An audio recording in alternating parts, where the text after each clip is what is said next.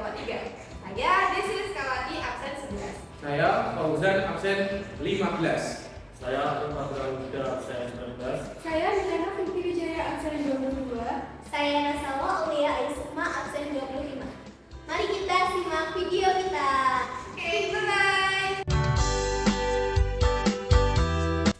Halo semuanya, kalian udah tahu belum nih sejarah tentang bubur sumsum? Kalian pasti udah pernah kan makan bubur sumsum? Nah, pada ratusan tahun yang lalu, nenek moyang kita terjajah selama ratusan tahun. Pada zaman itu, nenek moyang kita sangat merasa kelaparan karena lahan-lahan digunakan bukan untuk kepentingan rakyat, melainkan untuk memenuhi kebutuhan ekspor bangsa-bangsa barat. Karena hal itu, para masyarakat zaman dulu merasa kelaparan. Nah, muncullah ide atau inovasi untuk menyiasati sekian liter beras dengan perbandingan air yang lebih banyak agar mendapatkan porsi makan yang lebih banyak pula. Nah, itulah cikal bakal lahirnya makanan bubur. Salah satunya adalah bubur sumsum yang berasal dari beras ketan. Nah, terus kenapa sih kok namanya bubur sumsum bukan bubur beras ketan? Karena warna putih pada bubur sumsum seperti warna sumsum tulang yang warna putih. Jadi, dinamakanlah bubur sumsum. Nah, sekarang kalian udah tahu kan sejarah tentang bubur sumsum. Ikuti terus video dari kelompok kita agar mengetahui tata cara pembuatannya, kelebihan, kekurangan, dan cara pemberdayaan bubur sumsum. Bye-bye! Oke, berikut adalah cara mempertahankan bubur sumsum di era modern agar tetap diminati. Yang pertama adalah menggunakan kemasan yang lebih modern dan ramah lingkungan seperti ini.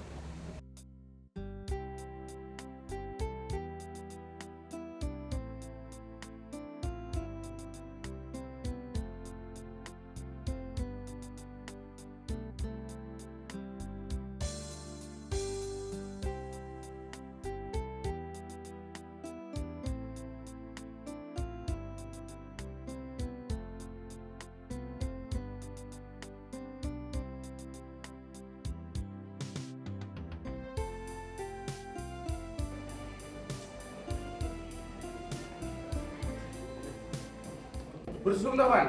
Weh, matur suwun. Jos. Pada tahap pertama, kita merebus air terlebih dahulu. Di sini ada dua panci, yang satu digunakan untuk pembuatan bubur dan yang satu digunakan untuk merebus mutiara.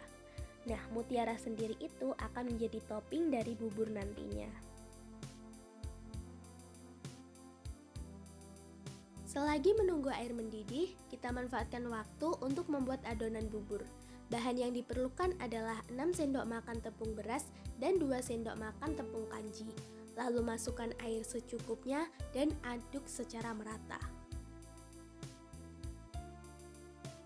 Setelah air sudah mendidih, kita masukkan mutiara secukupnya sesuai kebutuhan.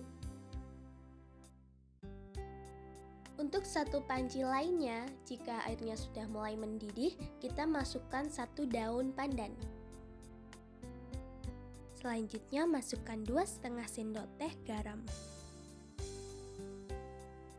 Lalu masukkan santan secukupnya sesuai kebutuhan. Selanjutnya masukkan adonan bubur yang sudah dibuat. Aduk terus hingga merata selama 20 menit dengan api kecil.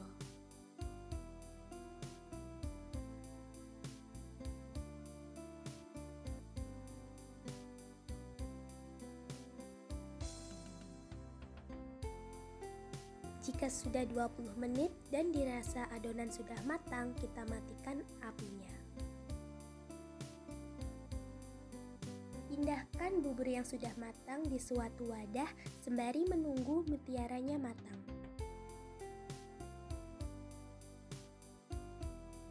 Jika dirasa mutiaranya sudah matang, kita matikan apinya.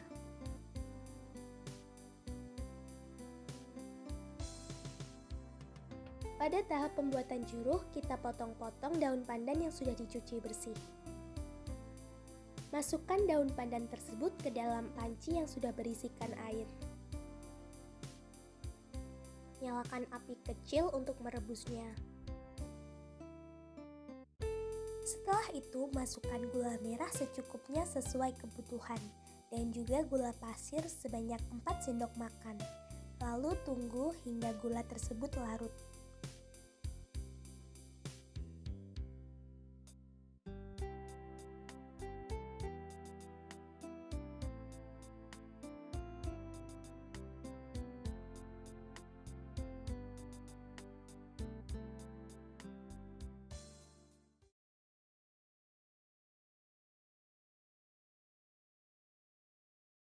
Jika gula sudah larut, masukkan santan secukupnya. Lalu aduk-aduk hingga merata dengan api kecil.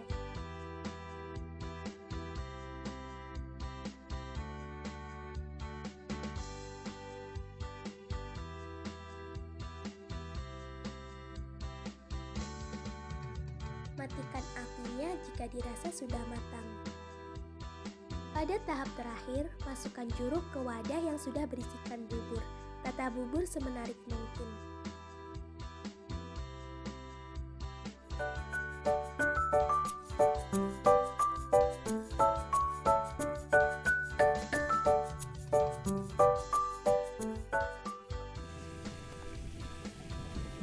Faktor yang menyebabkan bubur sumsum tidak populer. Faktor yang pertama yaitu kurang dikenalnya bubur sumsum ini oleh masyarakat secara luas.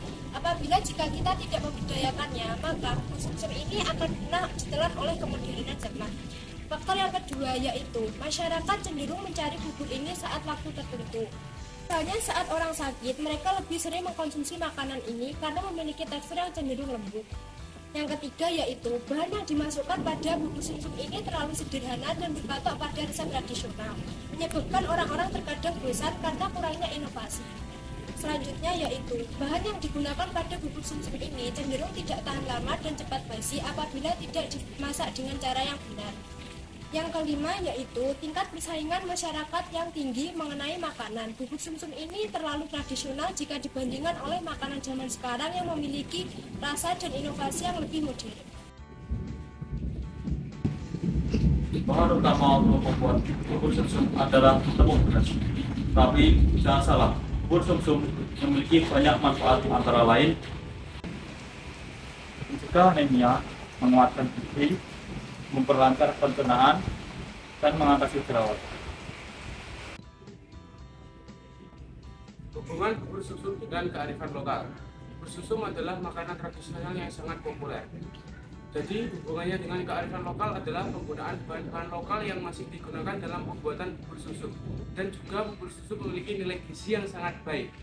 Dan perlu kita ketahui juga, bubur sumsum masih sering digunakan dalam acara-acara tertentu, seperti acara-acara adat, seperti acara-acara keagamaan, dan juga acara-acara kekeluargaan. Jadi kita harus terus melestarikan dengan adanya bubur sumsum ini karena ini mencerminkan nilai-nilai budaya. Oke, agar bubur sumsum lebih lestari pada era modern sekarang ini, kita membutuhkan beberapa cara, yaitu Inovasi, konsumsi, Distribusi. Dan jangan lupa jajan bubur sumsum. Oke guys, terima kasih sudah menonton video dari kelompok 3 sampai saat ini. Wassalamualaikum warahmatullahi wabarakatuh. Terima kasih.